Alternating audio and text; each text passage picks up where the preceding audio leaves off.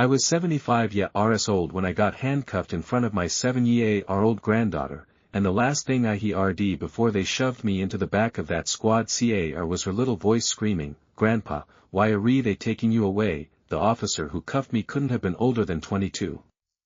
His name tag said, Officer Daniels, and he had the kind of fresh-faced arrogance that made me want to tell him about the jungles I'd crawled through while he was still running his multiplication tables. But I didn't. I just let him twist my arms behind my back and snap the plastic cuffs tight enough to cut off my circulation. "You're making a mistake, son," I said quietly. "Save it, Gramps. You had your chance to move the vehicle. I gave you 3 warnings. It was a school play. My granddaughter was on stage. I wasn't going to walk out in the middle of her performance just because you decided to have a bad day." He didn't like that. His face flushed red, and he yanked the cuffs harder. "That's obstruction. That's failure to comply. That's a night in holding, old man." The theater doors burst open behind us. PA rents streamed out with their picnic baskets and their designer handbags, and they all stopped to stare at the spectacle. A 75-year-old man in a faded jacket, being dragged away like a common criminal. I could feel their eyes on me, the whispers curling around my ears like smoke. "Is that Lily's grandfather? What did he do? He looks so ordinary." You'd never think he was a criminal. I wanted to tell them I wasn't a criminal. I wanted to tell them I'd served my country for 22 years, that I'd ride dying men through gunfire, that I'd buried friends who'd never see their grandchildren at all. But my mouth was dry and my pride was gone, and all I could think about was Lily. Then I saw her face through the glass doors. Her little hands pressed against the window. Her mouth open in a silent wail. Her eyes, so full of confusion and terror, sea urging for mine. I tried to smile. I tried to show her it was going to be okay. But the officer shoved me into the back of the car, and the door slammed shut, and the glass partition slid closed, and I was alone with the smell of stale sweat and the sound of my own heartbeat. The station was worse. Fluorescent lights that buzzed like angry insects. A booking desk that smelled like bleach and desperation.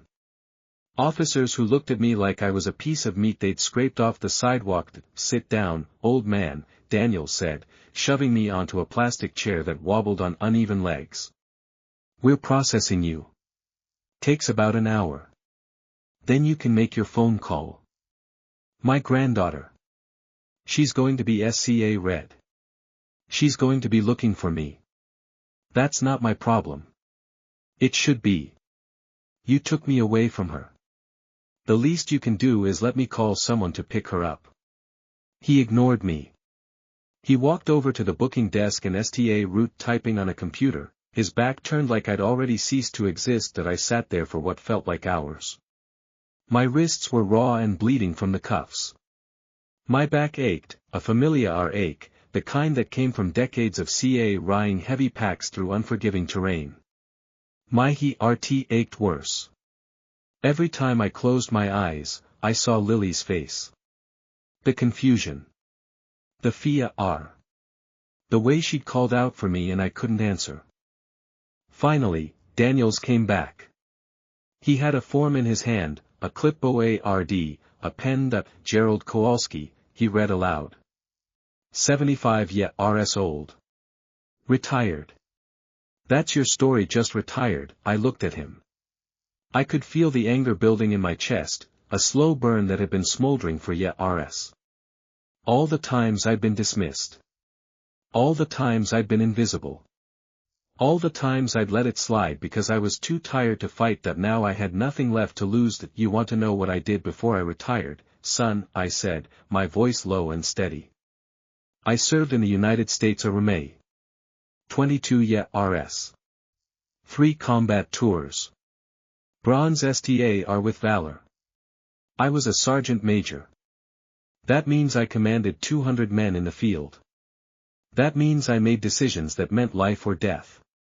That means I ride my best friend's body out of an ambush when I was 23 years old."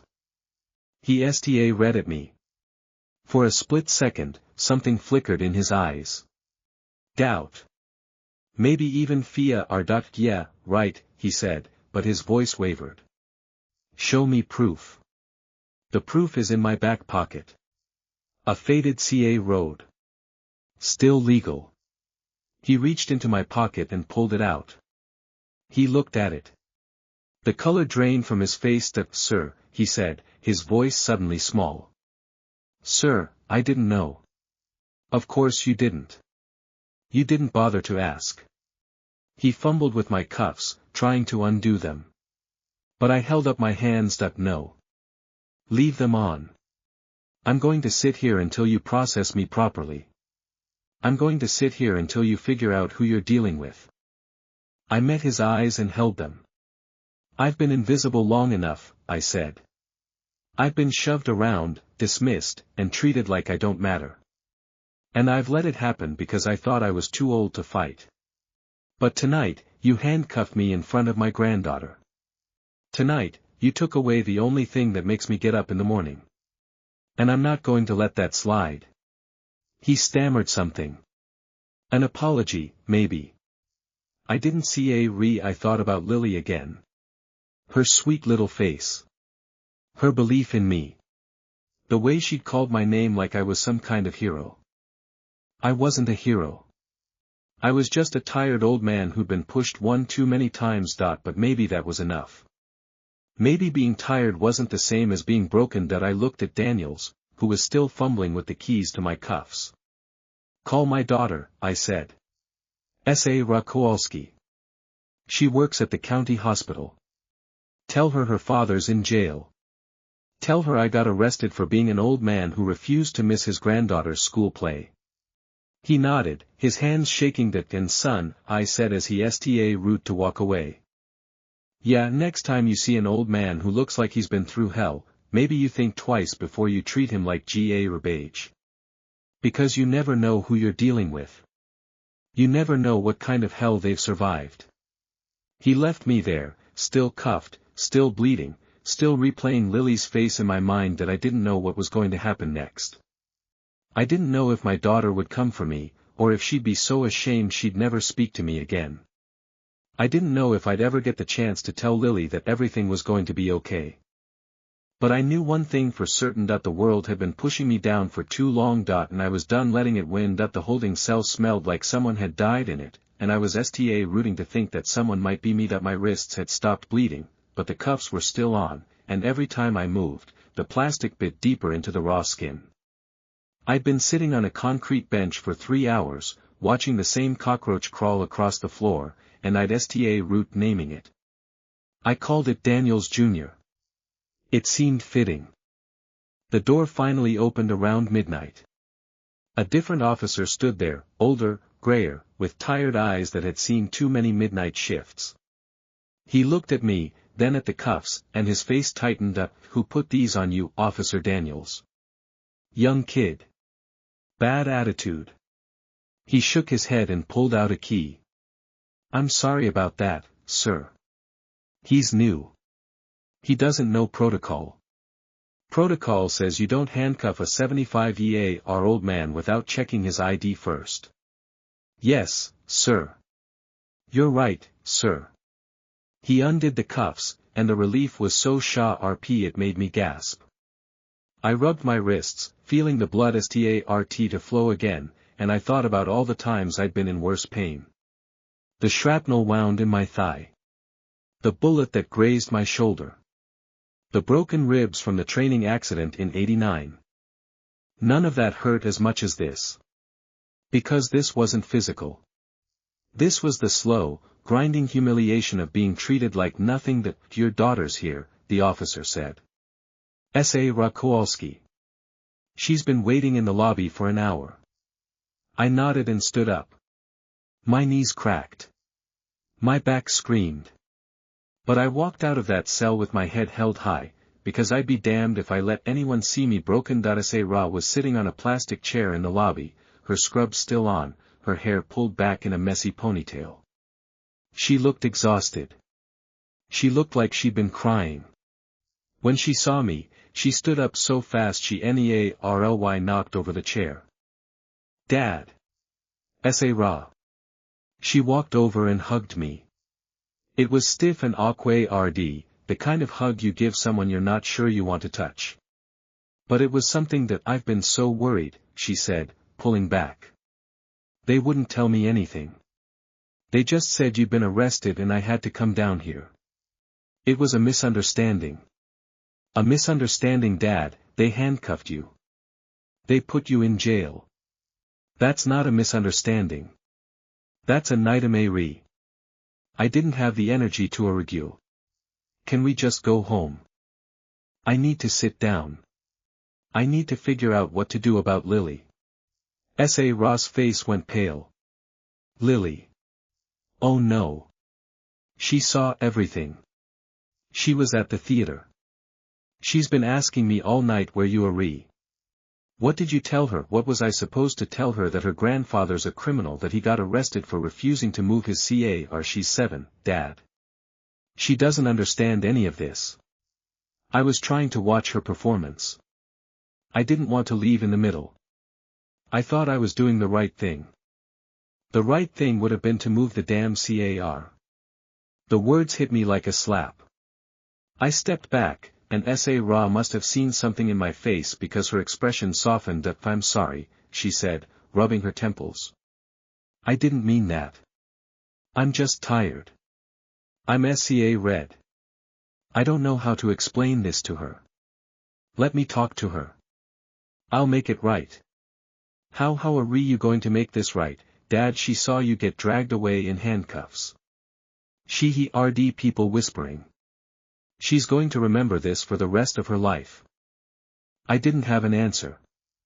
I just stood there, an old man in a wrinkled jacket, feeling smaller than I'd ever felt in my entire life. The drive home was silent. Sa read at the road with her jaw tight, and I read out the window at the empty streets. When we pulled into the driveway of my little bungalow, she turned off the engine and sat there for a long moment. Mom would have known what to do, she finally said, her voice cracking. Mom always knew how to fix things. Your mother was a miracle worker. She wasn't a miracle worker, Dad. She was just present. She was there. She showed up for things. She didn't disappear for years at a time. I felt the accusation like a knife. Is that what this is about? My deployments, part of it? Yeah. You left when I was 12. You missed my entire adolescence.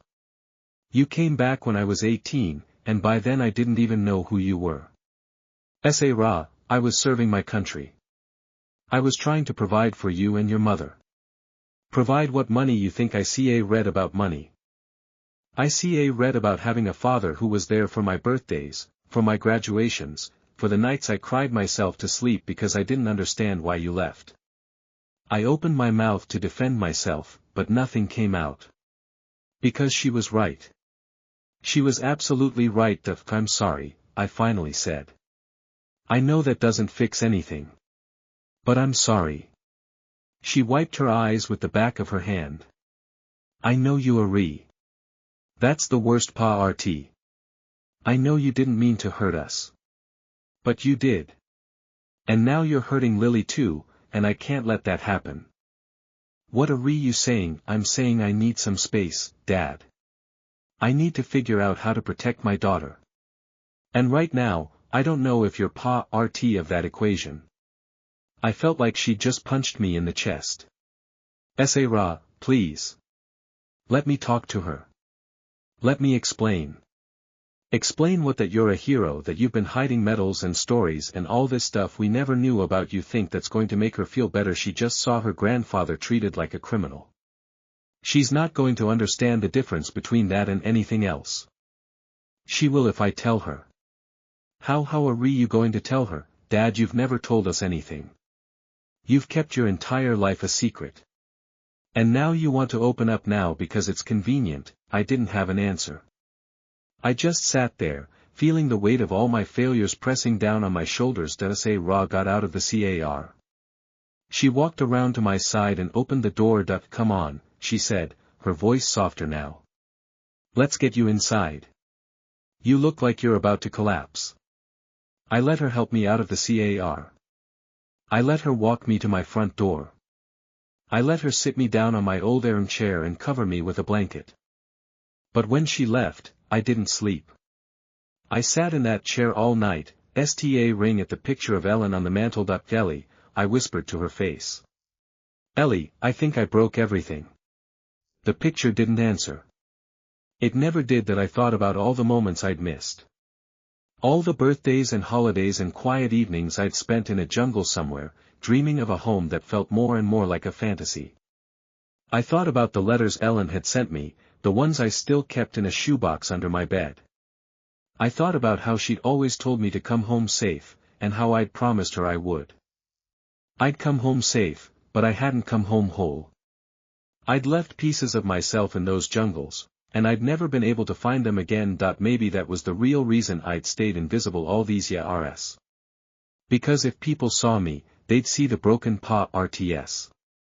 The RTS I couldn't fix. That I must have dozed off sometime around dawn, because the next thing I knew, there was a knock at my door. That I opened it to find Jamie standing there. The kid from the detention center. The one who'd asked me what my name was. Sir, he said, shifting his weight nervously. I hope I'm not bothering you. I heard what happened. One of the officers from the center told me. How did you hear about it? It's all over the news. A retired veteran arrested at a school play. They didn't use your name, but I knew it was you. I let out a long breath. Great. Now I'm a public EMBA harassment. No, sir. You're not. I came here to tell you something. What? He looked me in the eye.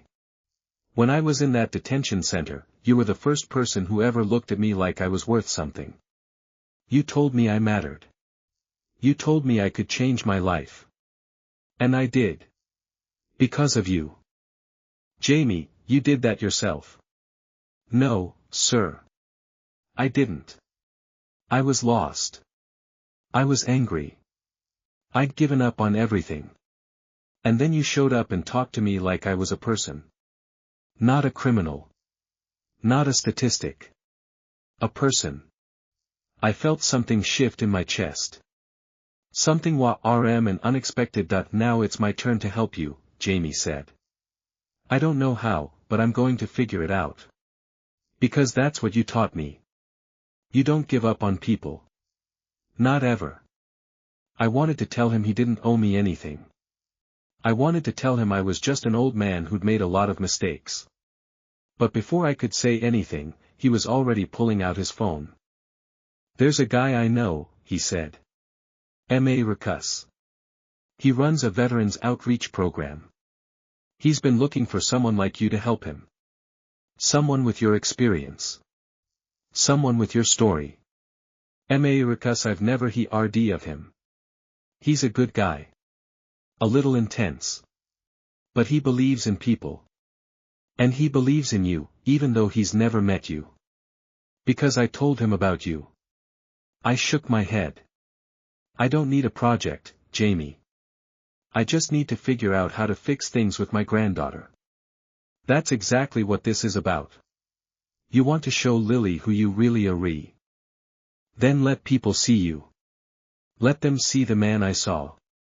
The man who stood in front of a room full of kids and told them they mattered. That's the real you. That's the you she needs to know. I read at him. This kid who'd been written off by everyone, was standing in my doorway, trying to save me. Maybe I hadn't failed as badly as I thought. Okay, I said, the word coming out like a sigh. Okay. Tell me about this Ricus guy. Tell me what I have to do. Jamie grinned. First, you need to call Lily. You need to tell her you love her. You need to tell her you're going to make everything right. And then you need to come with me to a meeting tomorrow night. A meeting? What kind of meeting? Just trust me, sir. I'm going to help you. The way you helped me. I didn't know if it was going to work. I didn't know if I'd ever get Ra to forgive me, or if Lily would ever look at me the same way again. But for the first time in years, I felt like I had a path four-way road, a purpose, that a reason to fight. That all right, I said. Tomorrow night. I'll be there. Jamie nodded and turned to leave. But at the door, he paused and looked back at me. Sir, one more thing. What, the officer who arrested you? Daniels. His sister was in the detention center. She was one of the kids you talked to. I felt the world tilt. What, she got out 3 months ago. She's clean now. She's in school. She told me she owes everything to you.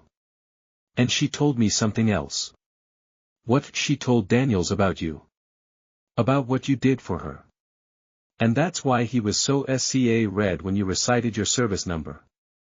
Because he already knew who you were. He was just too ashamed to admit it. I sat down heavily in my chair. The pieces were falling into place, but I didn't understand what it meant. Why would he arrest me if he knew? I don't know, sir. Maybe he was testing you. Maybe he wanted to see if you'd fight back. Or maybe he just didn't believe his sister when she told him you were a hero. The question hung in the air, unanswered and urgent. Why had that young officer targeted me, and what was he going to do next? The meeting was in a church basement that smelled like old coffee and forgotten hopes. I walked in with Jamie trailing behind me, and the first thing I saw was Americus, a wiry kid in his late 20s with a beard that looked like it had been grown out of spite and eyes that burned with the kind of intensity that made you want to believe in something again. Sergeant Major Kowalski, he said, pumping my hand like I was a long-lost relative. Jamie's told me everything about you. Everything. I've been waiting to meet you for months. Everything, I said, raising an eyebrow. That's a lot of everything. Enough to know you're exactly the person we need. The basement was filled with folding chairs and a battered ping-pong table that had seen better decades. A handful of other veterans sat in a rough circle, nursing paper cups of coffee and eyeing me with the kind of wariness that comes from being burned too many times. This is the outreach group, America said. We meet every Tuesday.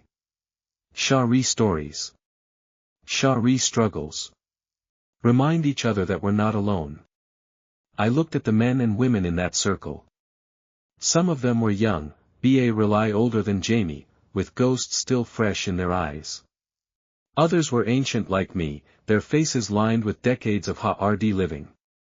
They were all CA-rying something. I recognized it because I CA-ried it too. To have a seat, America said, pulling out a chair for me. Tell us your story. I sat down heavily. My knees were aching from the walk over, and my wrists were still sore from the cuffs. I looked at the faces around me and felt a familiar heaviness in my chest. There's not much to tell, I said. I was a soldier. Now I'm not. That's the story.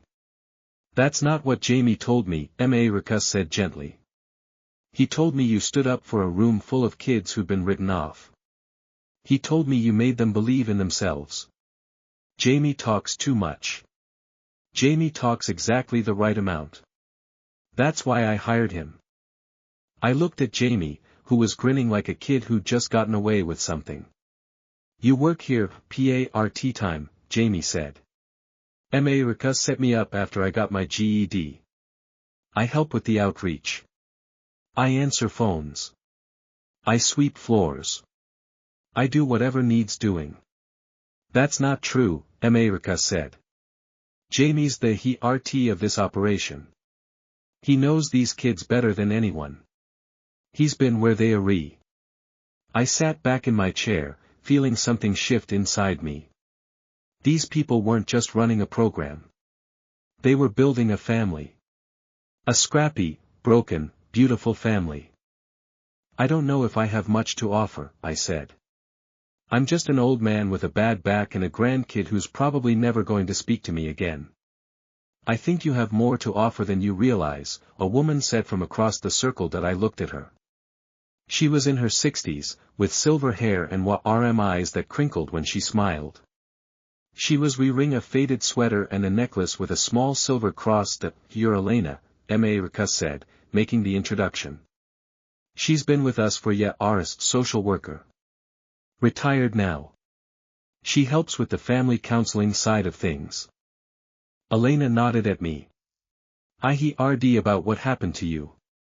The arrest. The school play. That must have been awful. It was humiliating, I admitted. Worse than that, really. My granddaughter saw everything. My daughter won't even look at me. I understand, Elena said.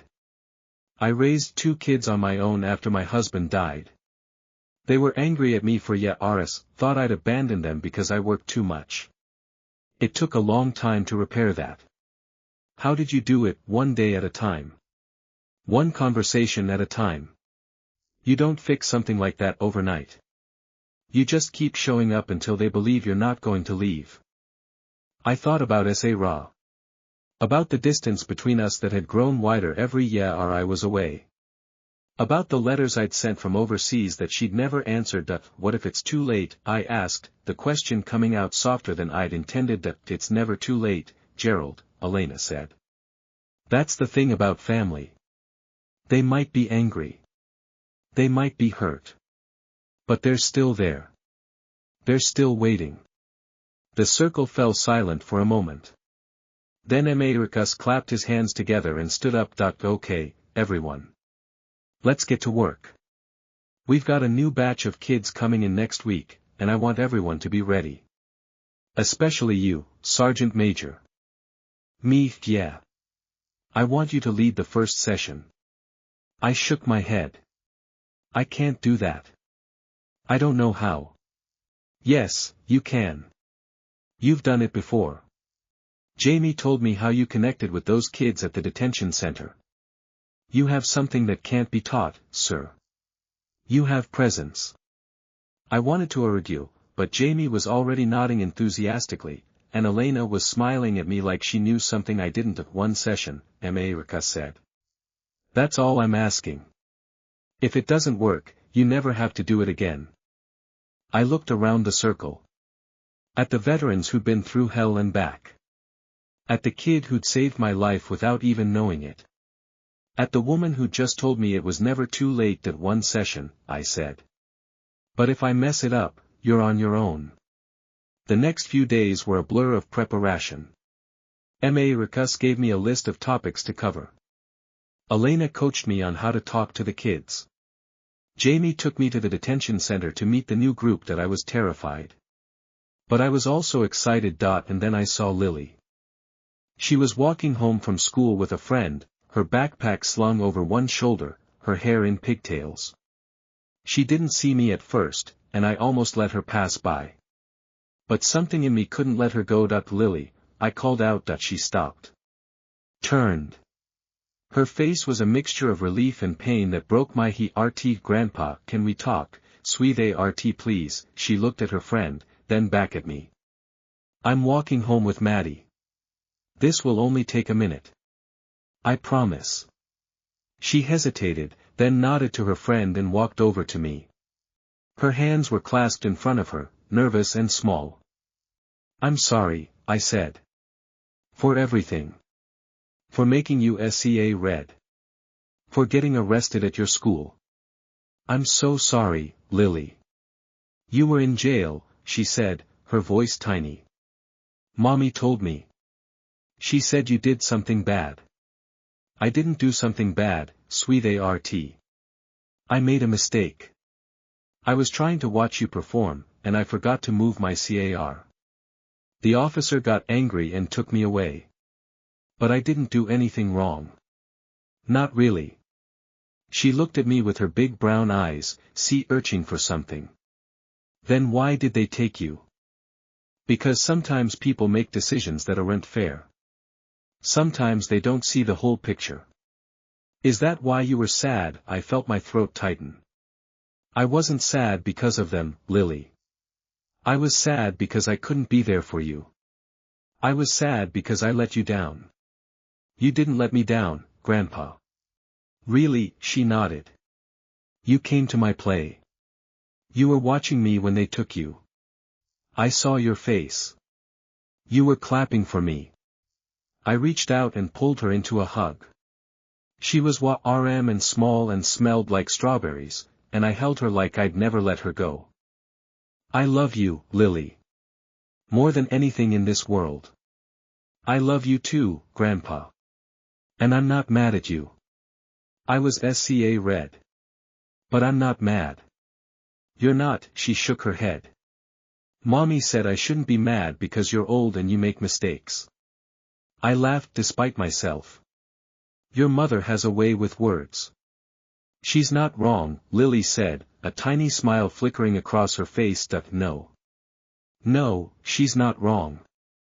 We stood there on the sidewalk, holding each other, and I felt something lift off my shoulders. Something I'd been CA-rying for years. Maybe I hadn't broken everything. Maybe I could still fix it. That evening, I went to the church basement for the first session.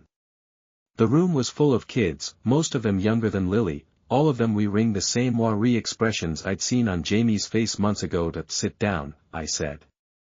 All of you. I'm not going to lecture you. I'm not going to tell you what you did wrong. I'm just going to tell you a story. They sat. Reluctantly. But they Saturday. My name is Gerald, I said. I'm a veteran. I killed people in a war that I still don't fully understand. And I've spent the last 30 years trying to figure out what that means. A few of them looked up. A few were curious if I'm telling you this because you need to know that you're not alone. You've done things you're not proud of. You've made mistakes. But you're still here. You're still breathing. And that means you still have a chance. I told them about my arrest. About Lily. About the officer who treated me like garbage. I was invisible, I said. I was nothing. And then I stood up and told them who I was. And that changed everything. When I finished, there was a long silence. Then a boy in the back, a kid with a shaved head and a tattoo on his neck, raised his hand. What's your service number? He asked at 546-82-2947. Why, he grinned. I'm going to remember that. When I need to fight back, I'm going to remember that. I felt something shift in my chest. Something that felt like hope. That I also felt a phone buzz in my pocket. I pulled it out and saw a text from an unknown number. Your service number was flagged. We need to talk. Daniels. Daniels. The officer who'd arrested me. The man who'd handcuffed me in front of Lily. What did he want and why was he texting me now? I read at the text for a long time, the words blurring and refocusing as my eyes struggled to make sense of them. We need to talk. Daniels. The same kid who'd cuffed me.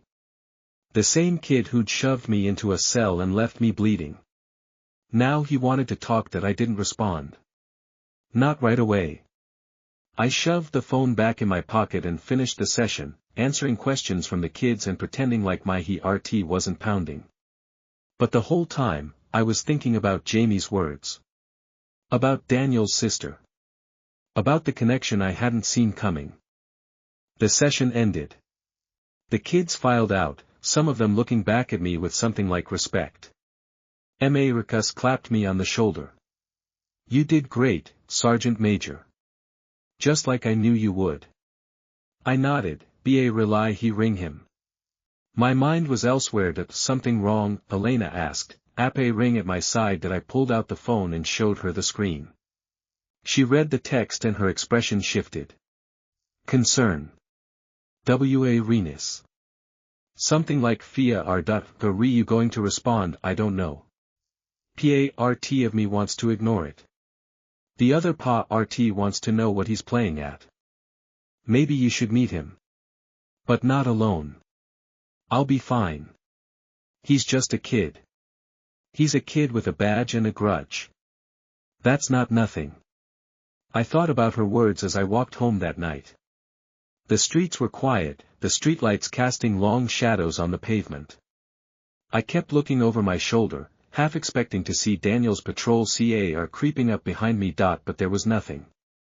Just me and the ghosts and the weight of the text burning in my pocket that when I got home, I sat down in my armchair and read at the phone for a long time. Ellen's picture watched me from the mantel. I could almost hear her voice, soft and steady, telling me to do the right thing. You always did what was right, she used to say. Even when it was erode. That's what made you a good man. I wasn't sure I was a good man anymore. But I knew I needed answers that I typed out a response, where and when. The reply came back within seconds. Cafe on 5th Street. Tomorrow morning. 7 a.m. Come alone. I didn't sleep that night. I lay in bed, ring at the ceiling, replaying every moment of the arrest. The way Daniel's hands had tightened on my wrists. The smirk on his face when he told me I was going to jail. The way he'd gone pale when I'd recited my service number. He'd known who I was. Jamie had said so. His sister had told him. So why had he arrested me? What had he been trying to prove? The next morning, I arrived at the cafe at 6:45. It was a small place, the kind where old men sat reading newspapers and nursing cups of black coffee. I ordered a coffee and sat in the corner, watching the door. Daniels walked in at 7:01. He was wearing civilian clothes, jeans and a hoodie, no badge, no uniform. He looked younger without the uniform. Softer. Like a kid who'd gotten in way over his head. He spotted me and walked over. His hands were shoved in his pockets, and he wouldn't meet my eyes. Thanks for coming, he said, sitting down across from me. I didn't think you would. I almost didn't. But my curiosity got the better of me. He nodded.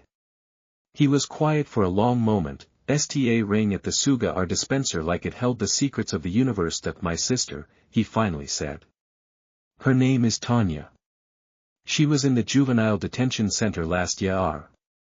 You talked to her. You told her she mattered. I thought back to the session. A girl with the RK hair and sad eyes. She'd sat in the back and really spoken. I'd made a point to talk to her after UARD, to tell her she was worth something. I'd forgotten her name, but I remembered her face. Tanya, I repeated. Yeah. I remember her. She came home after that session and she wouldn't stop talking about you. About this old veteran who told her she could be something. She root going to school again. She stopped hanging out with the wrong crowd. She's got a job now. A real job. She's applying to community college. That's good, I said, meaning it. That's really good. 2 weeks ago, Daniel said, his voice dropping, she got jumped. Some of the old crew. They didn't like that she'd left. They beat her up bad. She's in the hospital. Broken ribs, broken arm, internal bleeding. I felt the air leave my lungs. I'm sorry. I didn't know. You couldn't have known. I knew. She didn't tell me. She didn't want me to worry. Is she going to be okay? Daniels finally looked up. His eyes were red-rimmed. She's going to live. But she's not going to be the same. She's red. She's retreated back into herself. She won't talk to anyone. Not even me. I didn't know what to say. I just sat there, the coffee growing cold in my hands. That night I arrested you, Daniel said, his voice rough, I'd just come from the hospital. She'd been in surgery for 6 hours. I was angry. I was red. And I took it out on you. Because I saw you in her room. She had your picture. The one from the detention center. She'd clipped it out of a pamphlet and taped it to her wall. I blinked. She had my picture. She said you were the only person who'd ever told her she was worth anything. She said you gave her hope. And I got jealous. I got so jealous. She'd known you for 2 hours, and you'd done more for her than I'd done in 20 years. I leaned back in my chair. The pieces were finally falling into place. That you arrested me because you were mad at yourself, I said slowly. Not because of the truck. Not because of the fire lane. You were punishing yourself and I was just the convenient target. He nodded, tears forming in his eyes. I know it was wrong. I know. But I didn't know how to fix it. I didn't know how to help her. I still don't. I watched him for a long moment. This kid who'd made my life hell was just a erode older brother trying to save his sister. Take me to her, I said. But what? Take me to Tanya. Let me talk to her. She won't talk to anyone. She hasn't said a word since she woke up. She'll talk to me. You said it yourself. I gave her hope once. Maybe I can do it again. Daniel's read at me, disbelief written all over his face.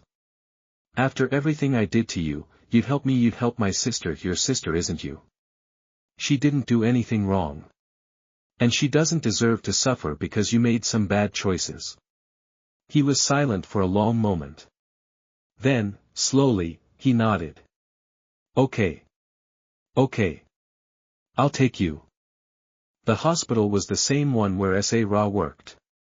I'd been there before, visiting friends, visiting Ellen in her final days.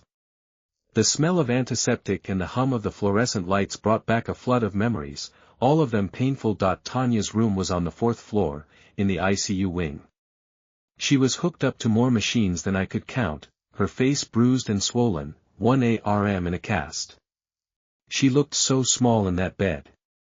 So fragile. Tanya, I said softly, pulling up a chair. It's Gerald. Gerald Kowalski. You might not remember me. Her eyes flickered open.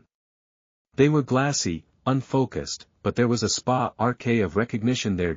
I remember you, she whispered, her voice barely audible. You told me I mattered. I did. And I meant it. You do matter, Tanya. You matter a lot. She closed her eyes, and a tear slipped down her cheek. I'm red. I don't know what to do.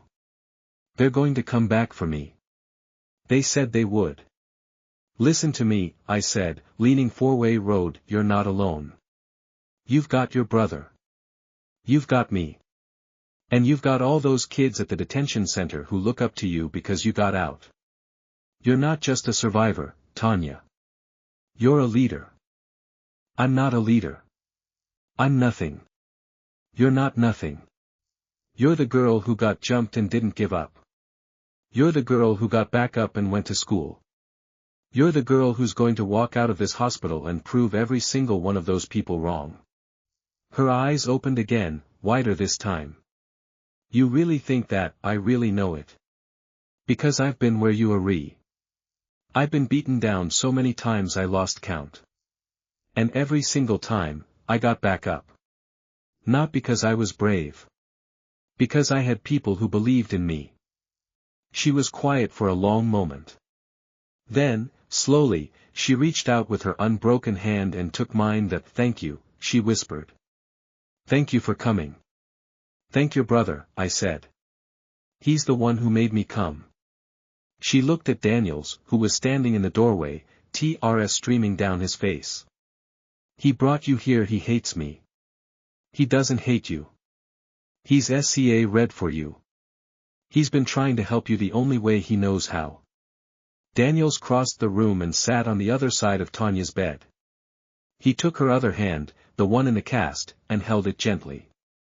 I'm sorry, he said, his voice breaking. I'm so sorry. I should have been there for you. I should have protected you. It wasn't your fault, she said, her voice stronger now. I made my own choices. I've always made my own choices. Doesn't matter. I'm your brother. I should have been there. Tanya reached up and touched his face. You're here now. That's what matters. I sat back in my chair, watching them. Two siblings, broken and red, finding their way back to each other. And I realized that this was what I'd been missing. This was what I'd been searching for ever since Ellen died. Connection. Purpose. The feeling that I was making a difference. But what I didn't realize was that my phone had been buzzing in my pocket for the past 10 minutes. S.A. Ross' name flashed across the screen. S.A. Ra, who'd called 5 times. S.A. Ra, who'd sent a text that said, "We need to talk. It's about Lily." Something was wrong that I excused myself and stepped into the hallway. I called S.A. Ra back, my hands shaking. "Dad, where are you? I've been trying to reach you for hours. I'm at the hospital. One of the kids I've been working with got hurt." S.A. Ra, what's going on? Is Lily okay? She's gone, Dad. Lily's gone. She didn't come home from school today. The teacher said she left with a man claiming to be her uncle. Dad, she's been taken. The world tilted. My knees buckled. I grabbed the wall to keep from falling. Who took her? We don't know. The police are re-looking. They said they'll find her. But they don't have any leads. Dad, I'm so SCA red. Don't be SCA red, I said, my voice coming out hard and steady. I'm going to find her. I promise. I'm going to bring her home. I hung up and stood there in the hallway, the fluorescent lights buzzing above me. My hands were shaking. My heart was pounding. But my mind was clear. Someone had taken Lily. And I was going to find out who. I thought about the text. About Daniels. About the connection that I'd been missing. And I realized that this wasn't just about Tanya. This was about the old crew. The ones who'd jumped her. The ones who'd threatened her. They'd come for Lily to send a message. And I was the one they wanted. I stood in that hospital hallway with my phone pressed against my EAR, and for the first time in 30 years, I felt the cold precision of combat training click back into place. The shaking stopped. The panic receded. What was left was something harder and sharper, a blade I'd thought I'd sheathed forever. S.A. Ra, listen to me. C.A. Refully, I said, my voice low and steady. Did the police say anything about the man description vehicle? Anything at all? Just that he was white, mid-30s, wearing a dark hoodie. He told the teacher he was my brother. He had a picture of Lily. He knew her name. He knew her class. Dad, how did he know all that? I don't know yet. But I'm going to find out. S.A. Ra, I need you to stay at the house. Don't go anywhere. If anyone calls, record the conversation. If anyone comes to the door, don't open it. Dad, what are you going to do? I'm going to find my granddaughter. I hung up and walked back into Tanya's room. Daniels was still holding his sister's hand, his face wet with tears. He looked up when I walked in, and something in my expression must have terrified him, because he let go of Tanya and stood up. What happened? Lily's been taken. Someone posing as a family member picked her up from school. I think it's connected to your sister's attack. I think the same people are behind both. Daniel's face went white. That can't be. Tanya doesn't know anyone who would take a child. She's been clean for months. Your sister didn't know them. But they knew her. They knew she'd been talking to me. They knew I was involved with the detention center. And they took Lily to send a message. A message to who? To me. I thought about the text I'd received. Relier, the one I'd dismissed as a random coincidence. The old crew. The jumpers.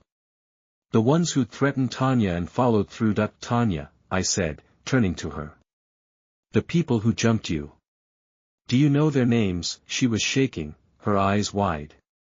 I know some of them. M.A. Ricus, he used to be in the same program. But he got kicked out. And there's another guy, Tony, he's always around. And the leader, the one who runs everything, they call him Victor. Victor.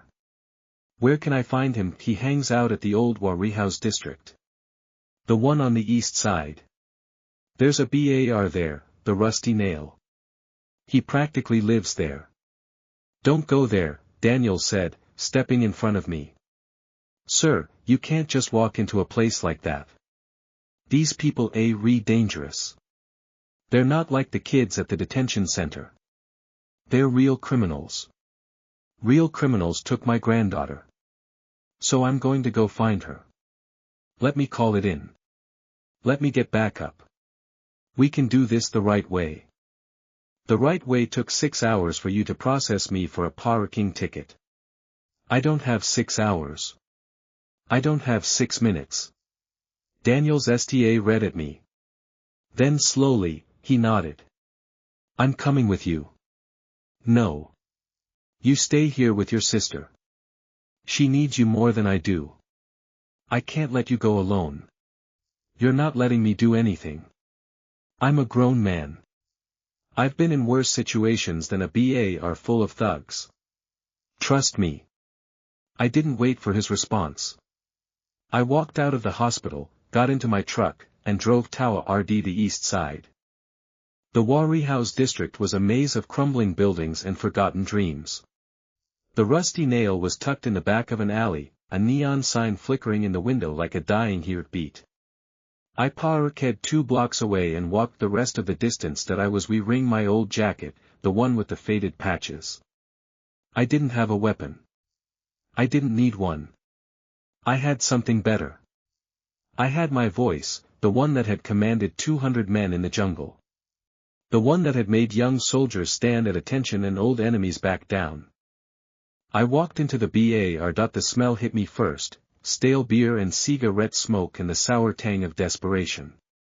A few men were scattered around, nursing drinks and eyeing me with suspicion. The bartender was a big guy with a shaved head and tattoos creeping up his neck that were not open yet, he said, not looking up from the glass he was polishing. That I'm not here for a drink. I'm looking for Victor. That got his attention. He set down the glass and gave me a long, slow once-over. You don't look like a cop. I'm not. I'm a grandfather. And someone in this bar took my granddaughter. There was a ripple of movement in the back.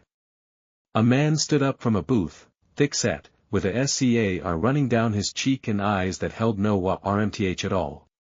He was dressed in a black leather jacket and had a gold chain around his neck that glinted in the dim light. You're the old man, he said, his voice a low growl. The one who's been talking to the kids. I'm the one whose granddaughter was taken.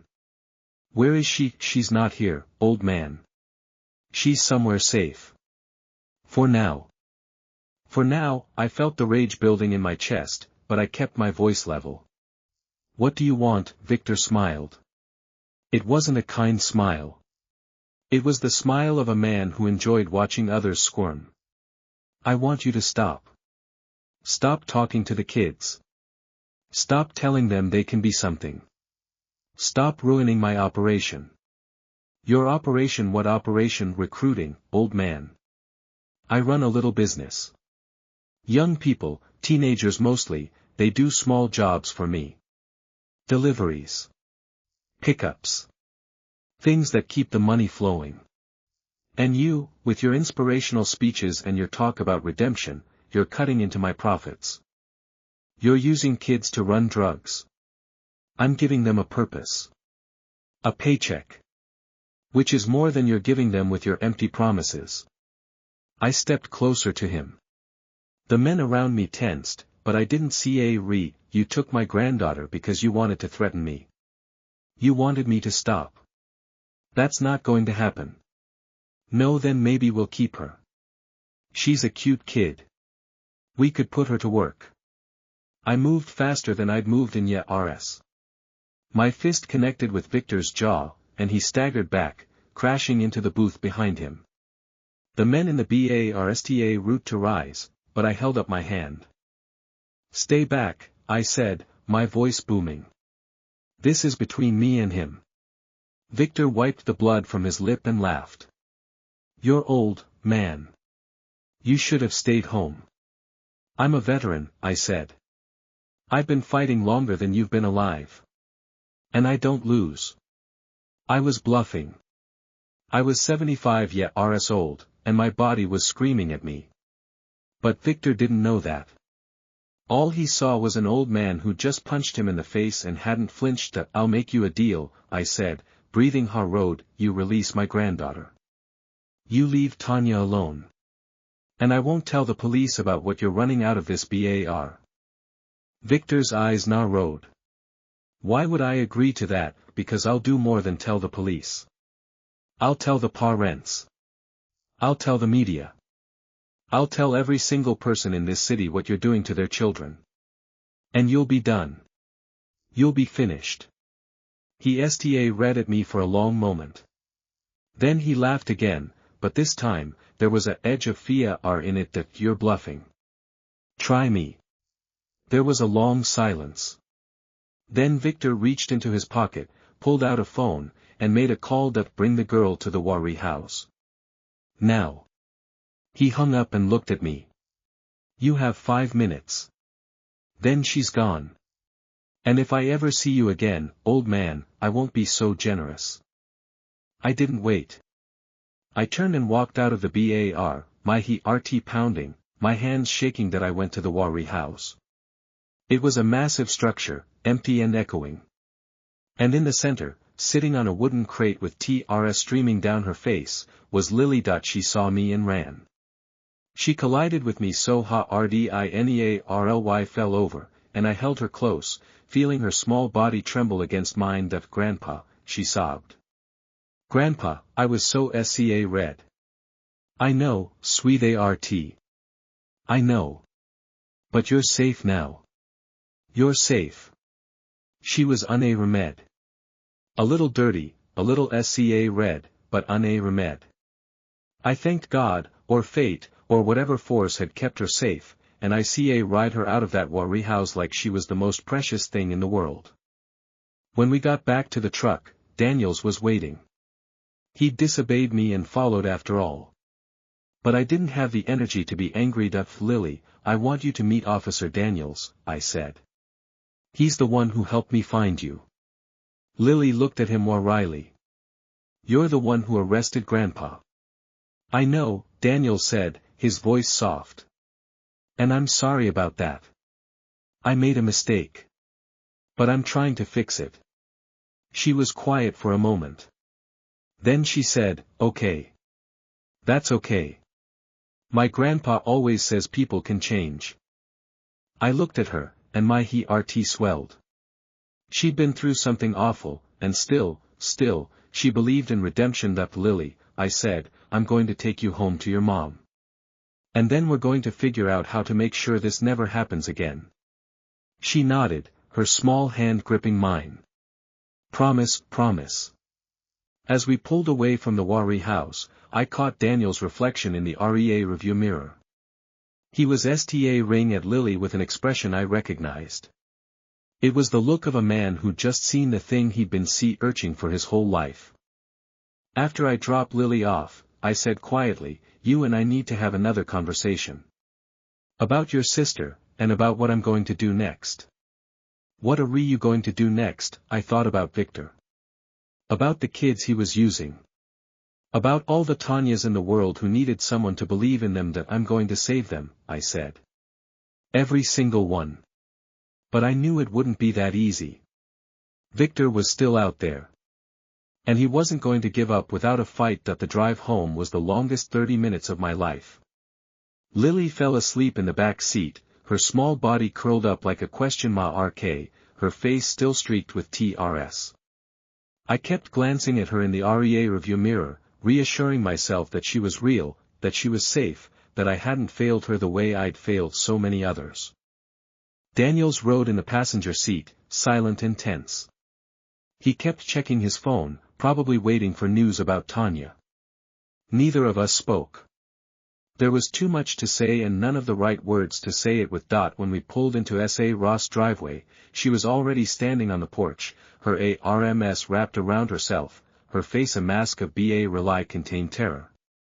The moment she saw Lily in the back seat, she broke into a run. Lily. Oh my God, Lily.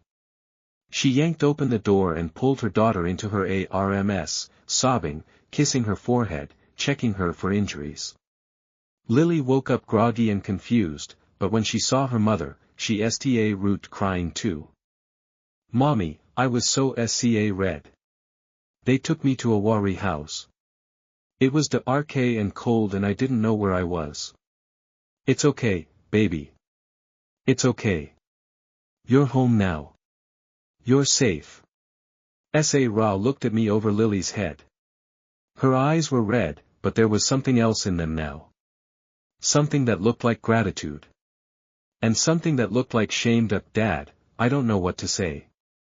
I was so angry at you. I blamed you for everything. And you saved her. You brought her back. I wasn't going to let anything happen to her, Sa. I would have torn the city apart brick by brick. I know. I know you would have. She let out a shuddering breath. I'm sorry. For the things I said. For pushing you away. I was so red, and I didn't know how to handle it, and I took it out on you. It's okay, I said, meaning it. We both made mistakes. What matters is that Lily's safe. What matters is that we're all still standing. She hugged me then, really hugged me, the way she used to when she was a little girl. I held her tight and felt the rs of distance between us start to crack. Come inside, she said, pulling back. Both of you. I'll make coffee. We need to figure out what happens next. We sat in Sa's kitchen, the three of us, while Lily slept on the couch in the living room. Daniels was quiet, nursing a cup of coffee that he relied touched. The police will want to talk to you, he said finally. About Victor. About the Wari house. You're going to have to give a statement. I know. And I will. But there's more to this than just Victor. What do you mean? Eileen 4-way road, he's running an operation. Recruiting kids from the detention center. He's using them to run drugs, run packages, whatever else he needs. And he's been doing it for years. Tanya was one of his targets. She got out, and he made an example of her. Daniel's face went pale. He's the one who ordered the attack. I don't know if he ordered it personally. But he runs the network. He's the one who benefits from keeping those kids red independent. Then we need to take him down. All of it. The whole operation. We will. But we need to do it right. We can't just go in with guns blazing. We need evidence. We need witnesses. We need people who are willing to speak up. People like Tanya. I shook my head. Tanya's been through enough. She doesn't need to relive that trauma. But there are others. Kids who are still in the program. Kids who are red but want out. If we can give them away, they'll talk. Ra had been listening quietly, her hands wrapped around her coffee mug. Now she spoke up, her voice steady despite everything that had happened. Dad, I want to help. Ra, no. This is dangerous. I'm not putting you in harm's way. You didn't put me in anything. I'm choosing this. Lily is safe now, and that's because of you. But there are other Lilies out there. Other kids who are red and alone. And if I can do something to help them, I will. I looked at my daughter. She was tougher than I'd ever given her credit for. She'd raised Lily on her own, worked double shifts, kept going even when everything seemed to fall apart. She was stronger than she knew. Okay, I said. Okay. We'll do this together. The next few weeks were a blur of activity. I worked with Americas to set up a network of safe houses for kids who wanted to leave Victor's operation. Daniels used his connections in the department to gather intelligence. Sa organized a support group for parents whose kids had been targeted. And I became the face of the movement that I route going to the detention center more often. I talked to every kid who would listen. I told them they had a choice. I told them there was a way out. And slowly, they route to believe me. Sir, a kid named Miguel said one afternoon, my cousin is with Victor. He wants out, but he's red. Victor said if anyone leaves, they'll end up like Tanya. He said he'd hurt our families. Tell your cousin to come and see me. I'll protect him. I promise. You can't protect everyone. I can try. And that's all that matters. Miguel nodded slowly. Then he said, he'll come. He's ready. It was a small victory, but it felt like a tide turning. More kids sta route coming four-way road. More families sta route speaking out. Victor's empire was sta rooting to crack. But I knew he wouldn't go down without a fight. He'd already proven he was willing to hurt innocent people to get what he wanted. That we were 3 days away from the big hearing, the one where Miguel's cousin and several other kids were going to testify against Victor. When I got the call that it was Victor himself, the old man, he said, his voice smooth and cold. I've been watching you. You've been busy. Stay away from my family. I'm not interested in your family. Not anymore. But I am interested in you. I've got a proposition. I'm not interested. I think you will be. See, I've been thinking about what you said. About telling the media. About destroying my operation. It's a good threat. But threats work both ways. What are you talking about? I've got people, old man. Everywhere. In schools. In hospitals. In the detention center. I know everyone who's talked to you. I know everyone who's going to testify. And if they do, I will destroy them. One by one. I felt my blood run cold. You're bluffing. I've got a file on all of them. Every single one. Their addresses. Their families. Their secrets. And if you don't back off, I'll start using it. Sta rooting with Miguel's cousin. I gripped the phone so hard my knuckles went white. If you touch any of those kids, I will hunt you down myself. You can try, old man. But I've got something you don't. I've got nothing to lose. You, on the other hand, have everything to lose. Your daughter. Your granddaughter. Those kids you see about so much. He laughed, and the sound was like glass breaking. Back off, old man. Let me do my business. And I'll let you keep your precious little world. The line went dead. That I sat there for a long moment, the phone still pressed to my ear. My hands were shaking. My heart was pounding. I felt like I was standing on the edge of a cliff, and any wrong step would send me plummeting. Daniels came over that evening. I told him about the call. That, sir, you can't listen to him. He's trying to scare you. Of course he is. And it's working. We're too close to back down now. The hearing is in 3 days. We've got enough evidence to put him away for years. We can't let him win. I thought about it. About all the kids who trusted me. About all the families who'd put their faith in me. About Lily, who was finally sta rooting to sleep through the night again. That I'm not going to back down, I said. But I need to make sure those kids are safe. I need to make sure Victor can't get to them. How? I need a plan. A real plan. One that takes him down for good. Daniels nodded slowly. I've got an idea. But you're not going to like it. Tell me. He leaned four-way road. Victor's operation relies on silence.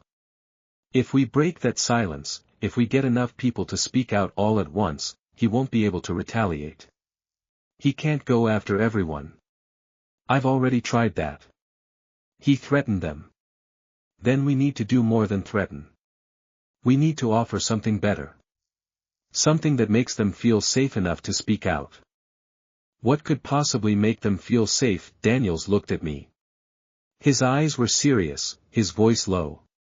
You, sir. You're the symbol. You're the one who stood up to him and lived. If you're willing to go public, to tell your story and make yourself the target, they'll follow. They'll trust you. I sat back in my chair. My old body ached. My mind raced. It's not about me, I said. It never was. Actually, it's exactly about you, sir. You're the face of this now. Whether you like it or not. I didn't sleep that night. I sat in my armchair, staring at Ellen's picture, thinking about all the things I'd done and all the things I still needed to do. Ellen would have known what to do. She always did. And I could almost hear her voice, soft and steady, telling me what I already knew. Gerald, you were always meant to stand up. That's who you are. I picked up my old service cap. The faded, wrinkled thing that had been sitting on my dresser for decades. I put it on. And I knew, in that moment, that I was going to do this. I was going to stand up. Not for myself. Not for the attention.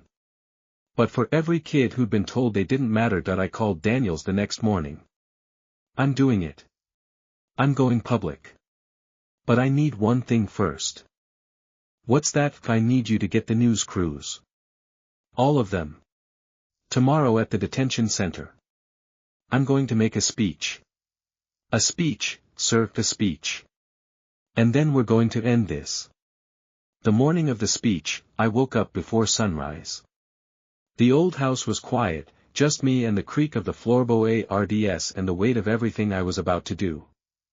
I stood in front of the mirror in my bedroom and looked at the man ring back at me. 75 years old. Wrinkled. Tired. But still here. Still standing. I put on my uniform. The one I hadn't worn in 30 years. It was faded and tight in places, but it still fit. It still felt like a rumeur. Ellen's picture watched me from the mantel as I walked out the door. I touched my fingers to the glass and whispered, I'm going to make you proud, Ellie. I promise. The detention center was packed when I arrived. News crews lined the sidewalk, their cameras pointed at the entrance like weapons. PA rents stood in clusters, holding signs and crying.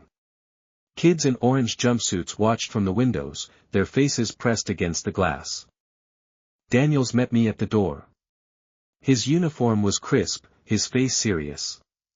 Sir, are you ready? I've been ready my whole life. I just didn't know it until now. Americus was inside, organizing the kids who'd agreed to speak. Miguel's cousin was there. Tanya was there, still in a wheelchair, her brother's hand on her shoulder. Jamie was there, his eyes bright with hope. We walked to the front of the room. The cameras turned. The crowd went quiet. I looked out at all those faces. PA rents who'd been SCA read for their children. Kids who'd been told they were worthless. Veterans like me who'd CA ride their own invisible wounds for too long. And I began to speak. My name is Sergeant Major Gerald Kowalski. I served 22 years in the United States Army.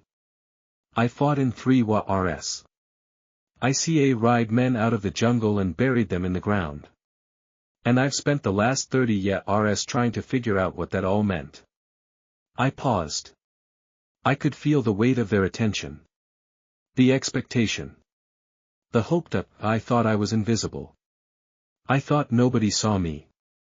I thought I was just an old man who didn't matter anymore. But I was wrong.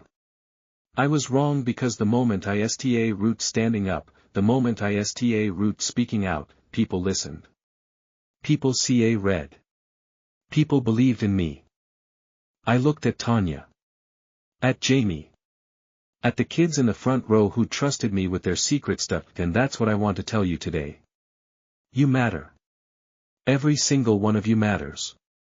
The kids who've been told they're worthless. The parents who've been told they're failing. The veterans who've been told their service doesn't count. You all matter. And it's time we sta root acting like it. A murmur rippled through the crowd. I held up my hand. I know there are people out there who want to keep us SCA red. People who want to keep us silent. People like Victor, who use fear and threats to control others. But I'm here to tell you that fear only works if you let it. And I'm done letting it. I reached into my pocket and pulled out my old service cap. I placed it on my head. This cap, I said, is the symbol of who I used to be. A soldier. A fighter. A man who never backed down from a fight. And I'm telling you right now, I'm putting that hat back on. Not because I want to go back to war. But because I want to fight for something worth fighting for.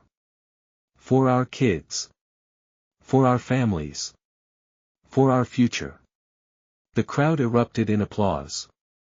I felt TRS prick my eyes, but I blinked them back. Then I saw something in the back of the room. A flash of movement. A familiar face. Victor. He was standing at the back, half hidden in the shadows, watching me with that cold, calculating smile. His eyes met mine, and he made a gesture with his hand. A threat. A warning. I didn't flinch.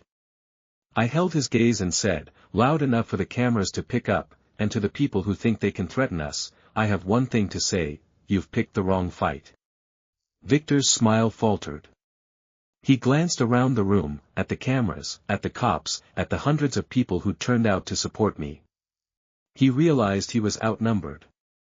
He turned and walked out the door. I felt a hand on my shoulder. Daniels. He was sta ring at the door with a grim expression. He's not going to let this go, sir. He'll come after you. I know. And I'm ready. I finished the speech to more applause. The kids came up one by one to tell their stories. Each one was braver than the last. Each one broke my heart and rebuilt it at the same time. After it was over, S.A. Ra found me. She was crying, but she was smiling too. Dad, that was incredible. You were incredible. I was just telling the truth. That's all it was. That's what made it incredible. Lily ran up to me and threw her arms around my legs. Grandpa, you were so brave. Everyone was clapping for you. I wasn't brave, sweet ART. I was just doing what I had to do. That's what brave means, she said, looking up at me with those big, trusting eyes. Doing what you have to do even when you're SCA red. I knelt down and hugged her. You're right.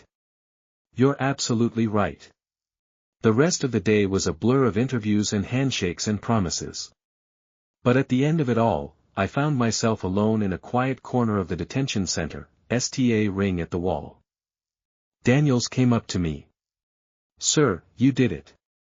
You really did it. We did it, I said. All of us. What happens now? I thought about it. The cameras would move on. The news cycle would shift. Victor would still be out there.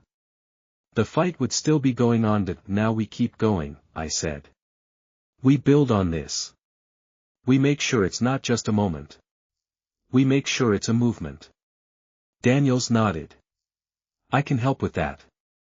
I've been thinking about something. What an organization. Something official. A way to help kids like the ones we've been working with. A way to reach them before they get caught up in something like Victor's operation. You want to START a non-profit. I want to help. I want to be part of something bigger than myself. And you've shown me that I can be. I looked at him. This kid who'd handcuffed me in front of my granddaughter. This kid who'd been so lost and angry. He was different now. Better. You'll be good at it, I said. I know you will. Later that night, I went back to my bungalow. I sat in my armchair and took off my service cap. The house was quiet again, but it didn't feel empty anymore. Ellen's picture was still on the mantel.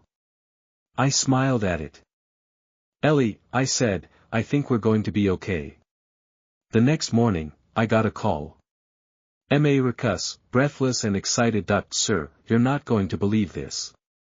Victor's been arrested. Someone turned him in. The whole operation's being shut down. Who turned him in, I don't know. But it's over. It's really over. I hung up and sat there in my chair, processing the news. Victor was in custody. The kids were safe. The fight was won. But it wasn't over. It would never really be over. There would always be another Victor. Another group of kids who needed help. Another battle to fight. But I wasn't alone anymore. I had my family. I had my friends. I had the community I'd built. And I had purpose. Lily came over that afternoon. She ran through the door and threw herself at me. Grandpa. Did you hear the bad man got arrested? I heard, sweet art. I heard. Does that mean you'll be safe now? I hugged her tight. I'll always be safe, Lily. Because I have you.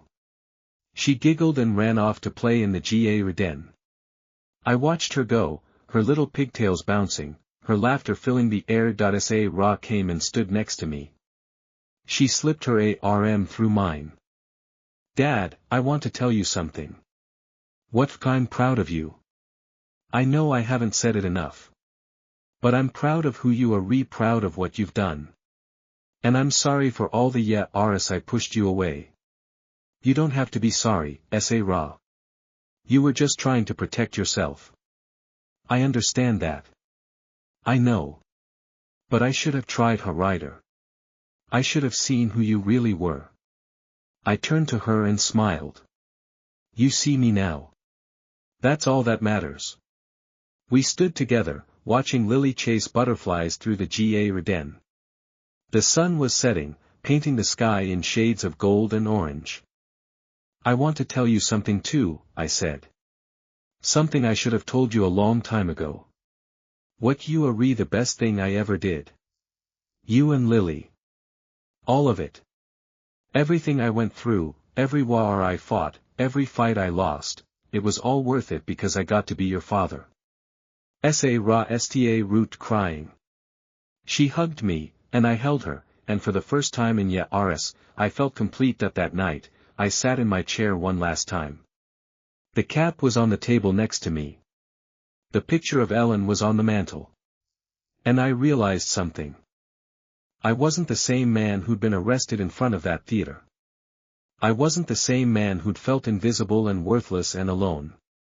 I'd been through the fire and come out the other side. I'd fought for something bigger than myself. And I'd won. Not because I was strong. Not because I was brave. But because I refused to give up. I reached for the cap and held it in my hands. It was old and faded, just like me. But it still meant something. It still represented everything I'd fought for. I put it on the mantel next to Ellen's picture. Thank you, I whispered. For everything. And in the silence of that quiet room, I could almost hear her voice, soft and steady, telling me exactly what I needed to hear. You did good, Gerald. You did real good. The next day, I woke up to a new world. A world where I wasn't invisible. A world where I had a purpose. A world where I was loved. I walked into the kitchen and found Sa and Lily already there, making pancakes. Grandpa. We're making breakfast for you. That's wonderful, sweet art. What's the occasion? Just because, she said, grinning. Because you're the best grandpa in the whole world. I sat down at the table and watched them ck. The sun streamed through the window, warm and bright. The smell of pancakes filled the air. Dad, Sa said, turning to me with a serious expression. I've been thinking. About the future. About what we're going to do next. Me too, I said. And I think I know. What there are a lot of kids out there who still need help. A lot of families who are still sca red. And I'm not going to stop fighting for them. Not until every single one of them knows they matter. Sa smiled. I thought you might say that. And I'm ready to help. Whatever you need. Me too. Lily chimed in. I want to help too. I laughed. Okay, sweet art. You can be our official cheerleader. Yay. I'm the cheerleader. We ate our pancakes and talked about the future. About the non-profit we were going to start. About the kids we were going to help. About the change we were going to make. The cap sat on the mantel, watching over us. It was a reminder of where I'd come from. But more than that, it was a reminder of who I'd become. A fighter. A father. A grandfather.